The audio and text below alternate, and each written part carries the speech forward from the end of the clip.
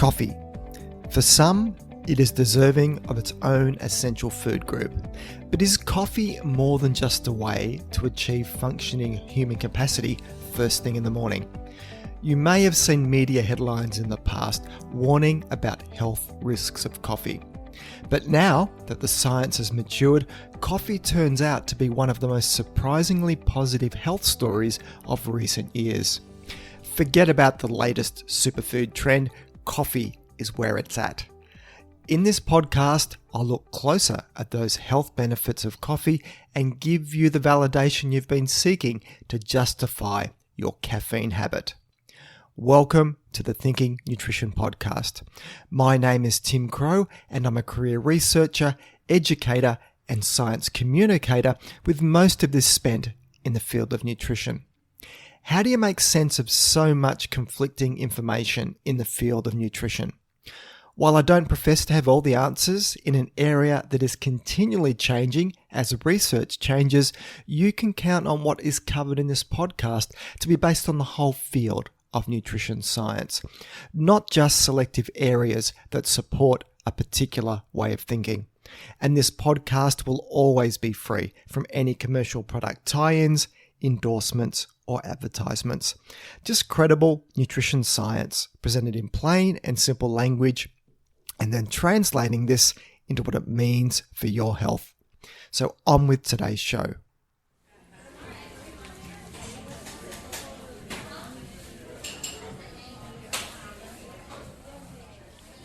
Do you hear that sound? It's one familiar to coffee lovers the world over. Nothing says happiness better than a bustling coffee shop with a barista hard at work plying their trade. Coffee, brew, black gold or go juice, whatever you call it, coffee is the world's second most popular beverage after tea. It has been estimated that over 2.2 billion cups of coffee are drunk each and every day. So just what's in your daily brew? Coffee contains a number of useful nutrients, including riboflavin, niacin, magnesium, potassium, and various antioxidants, as well as a bunch of other natural plant chemicals. In fact, one estimate has found that the typical Western diet provides more antioxidants from coffee than it does from fruits and vegetables combined. Maybe time to replace the odd cup of coffee with a smoothie perhaps. And then of course, there's the caffeine. Caffeine is the most consumed psychoactive substance in the world, and I'm talking both legal and illegal substances here. Soft drinks, tea, and chocolate all contain caffeine, but coffee is the biggest source. Caffeine is a stimulant. In your brain, it blocks the function of an inhibitory neurotransmitter called adenosine. By blocking adenosine, caffeine increases activity in your brain and releases other neurotransmitters like norepinephrine and dopamine. This reduces tiredness and makes you feel more alert. That all means that caffeine can lead to a short-term boost in brain function, improving mood, reaction time, vigilance, and general cognitive function. But any regular coffee drinker knows this already. Coffee has been around for a long time and has often been maligned for many health ills, from stunting your growth to causing heart disease. But recent research shows that it may actually have many health benefits. Coffee is also a good example of how conflicting nutrition research gives mixed messages to the public. One day coffee is reported as being good for us, and the next day it is harmful. All the while, people continue to switch off to such conflicting reports and keep on enjoying their favorite coffee beverage of choice as part of their regular morning routine. Fortunately though, now that research has really matured, we're in a good position to see how the health ledger stacks up for coffee. The potential health benefits of coffee have been outlined in a major scientific review published in 2016, which I'll link to in the show notes. The review looked at over 1,200 individual studies where coffee was studied in regards to any positive or negative health effect. The big ones included cancer, heart disease, type 2 diabetes, liver disease, neurological disorders, and longevity, and each was picked apart to see what the research said about coffee. And after all that analyzing and synthesizing, what was the conclusion? Well, the health benefits of moderate coffee consumption clearly outweighed the risk in almost all of the health outcomes looked at. Now, a definition of moderate here was considered 3 to 4 cups of coffee a day. That is a definition of moderate that agrees with me a lot. Going a bit deeper into the diseases looked at in the review, so for type 2 diabetes, it has been seen that coffee drinkers may have up to a 2/3 reduced risk of developing this condition. In fact, one review of 18 studies involving almost 500,000 people found that for each daily cup of coffee, it was linked with a 7% lower risk of type 2 diabetes. And that was after making allowances for other lifestyle habits that regular coffee drinkers have that non-drinkers did not. Coffee also appears linked to reduced risk of some cancers. Coffee decreases the risk of liver and endometrial cancer, with the level set at probable by the World Cancer Research Fund, which is the largest not-for-profit cancer organization in the world.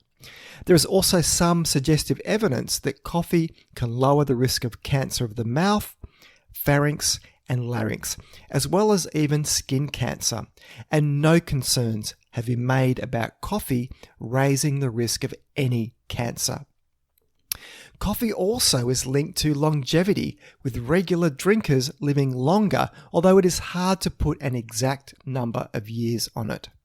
Looking at particular causes of death, it seems coffee drinkers are less likely to die from infections, injuries, accidents, respiratory diseases, diabetes, stroke, and heart disease. And decaf coffee appears to have favourable benefits too, so it's likely not all to do with caffeine, but a combination of all the antioxidants and other natural chemicals found in coffee working together that gives its health benefit. Then we have neurological diseases, where the news is really looking promising. To start with, coffee drinkers are known to have up to a 60% lower risk of developing Parkinson's disease. And people who drink coffee may also be less likely to experience depression and conditions such as Alzheimer's disease. So there seems a common link here, with coffee having a favourable benefit on the neurologic system. As an aside, extending the work done, finding coffee is linked to reducing the risk of Parkinson's disease, one small clinical trial has found that people with Parkinson's disease given a daily dose of caffeine gained improvements in their movement symptoms. Because of how caffeine works in the body, scientists have thought that it could have a potential benefit in controlling some of the symptoms of Parkinson's disease, such as daytime lethargy and drowsiness, as well as muscle effects of poor coordination, muscle soreness, and shakiness. In fact, researchers from McGill University gave people with Parkinson's disease a placebo pill or 100 milligrams of caffeine, equivalent to a strong cup of coffee, and they took this twice a day for 3 weeks, and then increased the dosage of caffeine to 200 milligrams for the next 3 weeks. And I'll link to this study in the show notes. The big improvement seen in the caffeine group was in motor symptoms, with a noticeable improvement in speed of movement and less muscle stiffness. This first study looking at caffeine dosing and Parkinson's disease has provided some really interesting results, which will fuel future research. If validated in larger clinical trials, then caffeine, or the coffee it is found in, could become a cheap and very safe treatment for some of the symptoms of Parkinson's disease. So moving out of the world of health and into that of sport and human performance, coffee has a special place thanks to its caffeine content. Caffeine is one of the very few sports supplements that have quality scientific evidence to support a real-world sports performance benefit. There is good evidence that caffeine enhances endurance and provides a small but worthwhile enhancement in performance over a range of exercise protocols, from short duration, high intensity events up to endurance events. In fact, one estimate equates its benefit in increasing time to exhaustion by about 3%. In the world of elite sport, that is a huge benefit. Caffeine works in sport because it acts as a neuromuscular stimulant, where it can change perception of effort, meaning it is possible to work at a higher rate for longer. It can also alter neurotransmitter function and increase in motor unit recruitment and muscle contractility, so more power is available by the athlete. Initially, it was thought that caffeine worked because it increased fat oxidation and could spare glycogen, but these effects are not universal and likely not important in overall performance effects. And any concerns about caffeine's effect on hydration are very much overstated, as regular coffee and caffeine consumers do habituate to caffeine over time, and any diuretic effect is normally offset by the fluid that it is consumed with. Caffeine is effective at quite low dosages in sport, around 3 milligrams of caffeine per kilogram of body weight. So to put that in context, for a 70 kilogram athlete, that is the equivalent of about 2 cups of coffee. Caffeine is rapidly absorbed by most people, with peak blood caffeine at around 45 to 90 minutes following ingestion, so it is taken on shortly before an event. Sports Dietitians Australia have a great fact sheet on caffeine, as well as a table with the caffeine content of a whole range of foods and beverages. And no surprise that coffee comes out on top of this list, and I'll link to this fact sheet in the show notes. Not everybody responds the same to caffeine though, and there is some evidence that this could be because of genetics, where the presence or absence of mutations in a specific gene called CYP1A2, which is part of your liver detoxification system, could mean a person is either a rapid or slow metabolizer of caffeine. But the only way to find this out is to get a genetic test done. But it's not all good news when it comes to coffee, so I do need to talk about some of the downsides and health risks. Drinking too much caffeine can lead to giddiness, anxiety, heart palpitations, and even exacerbate panic attacks. So if you are sensitive to caffeine and tend to become overstimulated, you may want to avoid coffee altogether. Then there is the insomnia, so cutting back on coffee, especially after 2 p.m, is an important part of good sleep hygiene if you suspect it could be keeping you up at night. Caffeine can also have a blood pressure raising effect, and this spike seems to be stronger in people prone to high blood pressure or who don't normally drink a lot of coffee. But these acute effects wear off after about 4 hours. What's less clear is caffeine's long-term effects on blood pressure. The overall long-term effects are inconclusive, but if you do have high blood pressure, it would be best to not overindulge your caffeine habit. And for women who are pregnant, please take special note with a recent scientific review of many studies finding a 37% higher risk of miscarriage in women who consume more than 300 milligrams of caffeine a day. And I'll link to this study in the show notes. Now, a link between caffeine and the risk of miscarriage has been known for some time, which is why Food Standards Australia New Zealand advise that for pregnant and breastfeeding women, daily caffeine consumption should not exceed 200 milligrams. This is in contrast for advice for non-pregnant adults, where 400 milligrams per day is considered unlikely to cause any harm.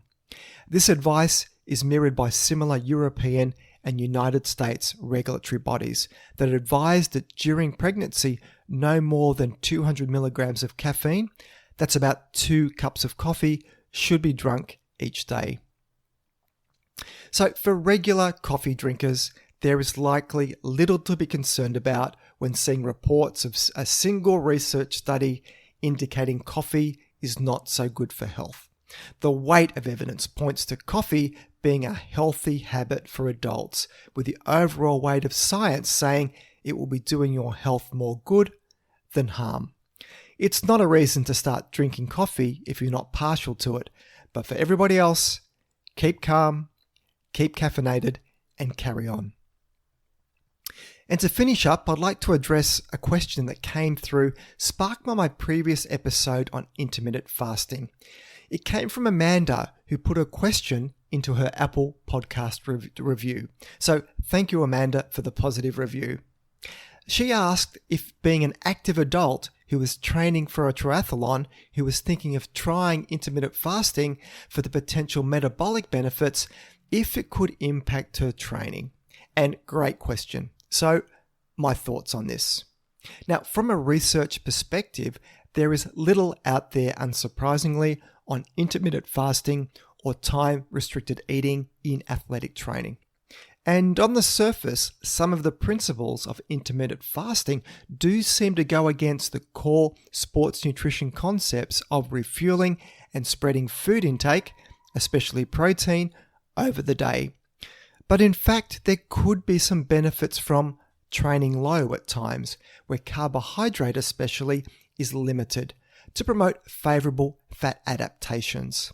Now, this is offset by training high for high quality training sessions and race day where peak performance is needed and where you would revert back to standard feeding regimens, which would include carbohydrates. So intermittent fasting could fit within this type of protocol if it was periodized. In fact, a 2019 review on this very topic of intermittent fasting and athletic performance, which I'll link to in the show notes, concluded that there is probably no great benefit to athletic performance while fasting. But everyone's mileage is different here, and your own performance would be the best guide.